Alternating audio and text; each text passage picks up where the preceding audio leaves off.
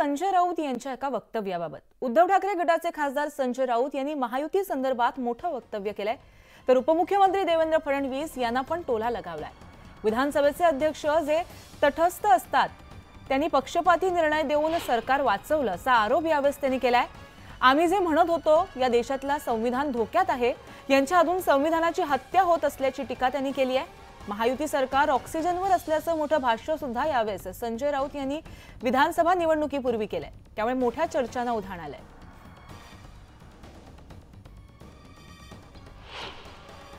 तुमच्यात हिम्मत होती तर तुम्ही स्वतःचा पक्ष स्थापन करून स्वतःच्या चिन्हावर निवडणुका लढायला हव्या होत्या।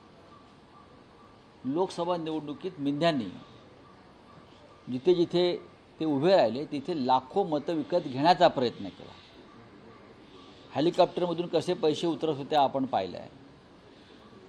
मिंधे मुख्यमंत्री अनेक मतदारसंघात 4-4 दिवस जाऊन हॉटेलच्या रूममध्ये बसून कसे पैसे वाटत होते हे आपण पाहिलं आहे। त्याच्यामुळे उठाव कसला, हा पैशांचा उठाव होता। फोटोग्राफर उत्तम फोटोग्राफर असला की महाराष्ट्राचं चित्र उत्तम काढलं जातं आणि त्याने ते चित्र काढलेलं आहे आणि ते चित्र इतकं विदारक आहे महाराष्ट्राचं आणि म्हणून लोकसभेत तुमचा पराभव झाला। त्याच्यामुळे त्यांना अडचण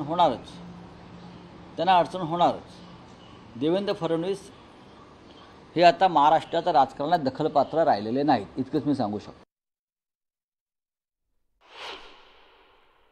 हे सरकार बनवताना पंतप्रधान, गृहमंत्री, राज्यपाल, न्यायालय, विधानसभा अध्यक्ष या प्रत्येकानं बेकायदेशीर आणि घटनाबाह्य, असंवैधानिक, अनकॉन्स्टिट्यूशनल अशा प्रकारची कृती केली आणि त्यातून हे बेकायदेशीर सरकार जन्माला आलं आणि ते बेकायदेशीर पद्धतीनं ऑक्सिजनवर टिकवलं।